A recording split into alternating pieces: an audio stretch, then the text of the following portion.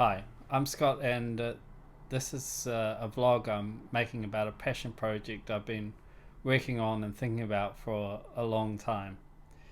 It's gone through many iterations in my basement, but now I feel like it's at the point where it's time to throw it out there and for some real world feedback, get your thoughts, positive and negative, and just take a vibe. The idea came to me way back when I was thinking about thought and how Facebook, Instagram, Twitter, etc. were starting to take hold of the entire world, and how that's just us expressing our thoughts, sort of, to each other. At least text and images of us to express our politics or how great our life is, that sort of thing. Clearly, it's a powerful, at least socially powerful, use of having this computer around us at all times, representing our mind. But it's not really your mind, it's just the part that you want other people to see. And how is it represented? Basically, a vertical square stream of text and images. My feeling is that what about just the thoughts and ideas and subjects that are just for us, just our internal world? And can't it be represented with a bit more feeling than a vertical stream of media, with more art to the medium than just a never ending stream of, let's face it, brain rot? The first example I got in my mind was a tree, a real tree, a natural tree coming up out of the ground. Imagine all of your ideas, your own ideas, ideas from books, ideas from videos, articles, etc., each being represented as a leaf on this literal tree.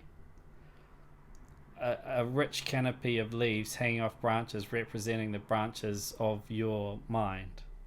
For instance, this huge branch could be your collection of secret fan art, and this branch here could be all of your kawaii vids of dog breeds you're considering as your first child. You get the idea.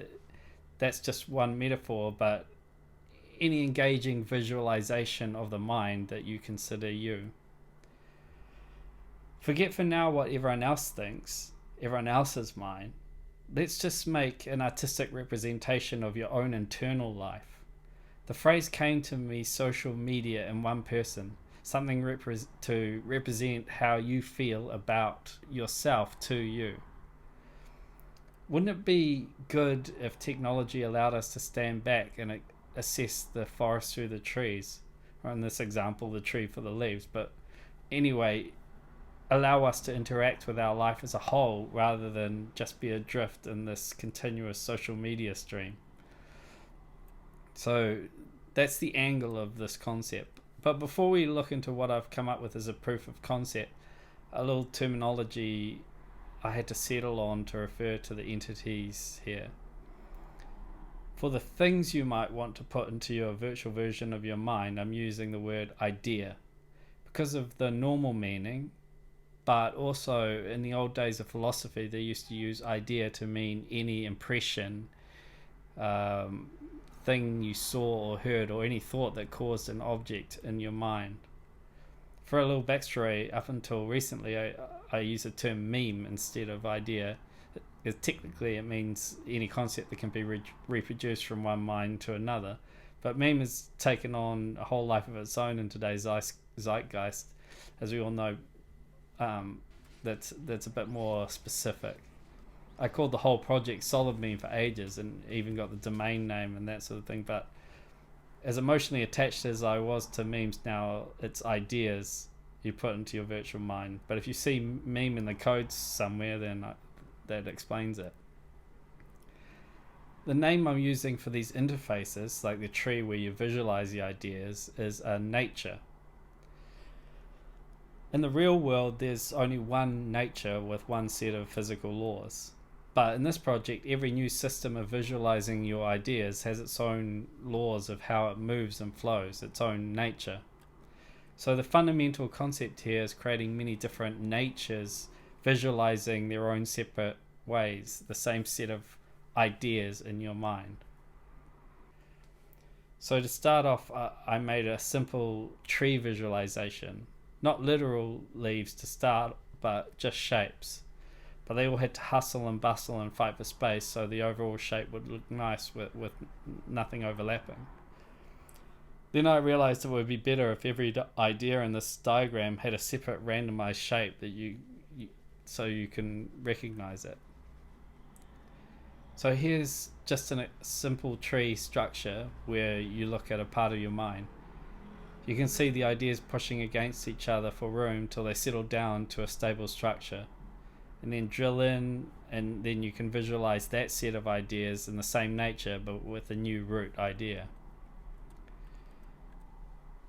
I made one with ideas orbiting a central idea like a planetary system, and I called this a gravity nature.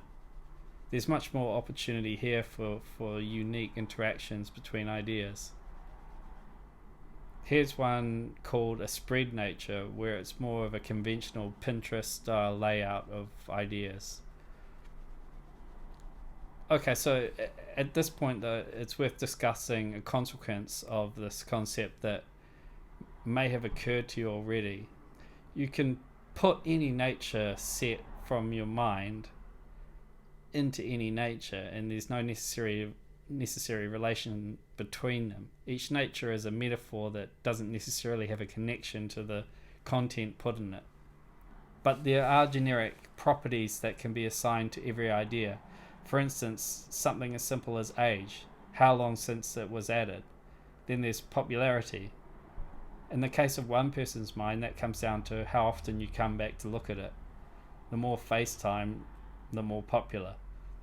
I've called these properties of every idea metrics. I started with 5 metrics. The first 2 are decided by the system, age and popularity. The next 3, though, are metrics you'll make your own decision about and can rate for each idea. Feel, this means how you feel emotionally about the idea without thinking about it too much. How your id would rate it if no one was watching. We'll use a heart symbol for feel. Then there's merit. This refers to how an idea sits with you intellectually, more of a platonic good or bad rating. A brain symbol is used for this one. And then finally, endurance. For endurance, you're rating an idea for how important it seems to you in the long run. Will you still be thinking about this idea while chilling out in your golden years? Then give it a 10. If you won't care about it tomorrow, then you'd give it a 1.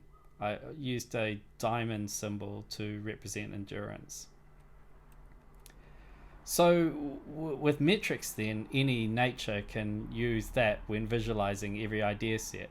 For instance, with a tree nature, we can make popular ideas larger, or with a gravity nature, we can make ideas with more feel have more mass, for instance. That means every idea set will interact with a given nature in a different way, representing the ideas running around your mind. That said, I did experiment with niche natures that only work with certain types of ideas. This one I called a siege nature because it represents an argument with premises and a conclusion. Each premise is like a segment of the main trunk of an argument. Then off each premise there's evidence for it hanging on the right side and evidence against it hanging on the left side. Back when I was thinking about these natures being public for everyone to weigh into, then agreement on evidence would skew the tree to the left or right depending on how various cohorts of people were weighing in on the nature as a whole. And you could drill into a given piece of evidence which itself could be considered an argument with its own tree. So far we've just been looking at flat 2D natures, but then with great open source networks like 3JS, for instance, I realized that we could move natures into the third dimension. So I called this one a 3 nature, and the same shapes from the tree nature are extruded into a space that you can move around in all dimensions. Overall, playing with this stuff, I learned a lot of flaws in the concept as well as feeling the potential at the same time. But the major dissonance I felt was I could make a few cool visualizations, I guess, if I put enough effort in. But in the end, no matter how cool the things I could make, that would be nothing compared to what other people could make if I made it easy for them to make them. So at that point, I set out on version 2 with a focus on simplification, specifically so that anyone inclined could code up their own nature with as little complication as possible. When you signed in, there's a code section, and that puts you into your own sandbox of the nature's code, where we can make use of amazing open source tools to pop up a JavaScript code editor right in your browser. I'll do more in-depth videos about this later on, but you can edit existing natures and play around or make your own. And to make things sweeter, you view the code structure in the nature you just brought into the world, if you like. So, anyway, the idea of this vlog will be to try to at first draw in people, maybe even you hopefully, that like the idea of creating a medium of expression of someone's mind. Gamble on being part of a new sort of art form in a way, I'm hoping. I figure it's time to throw it out there and get some feedback, see if anyone takes the bait. In future videos, I'll talk more specifics on how to code up a nature. I'll go through the various import integrations I've made from YouTube, Chrome bookmarks and other APIs. And we'll also talk about the idea of runs, which are sort of choreographed movements through your graph of built up ideas guided by metric settings. Then maybe some ideas I have about getting creators paid, and hopefully we'll play with some more fantastic speculative sci-fi directions for the concept. So let me know your thoughts, and I'll see you in the next one.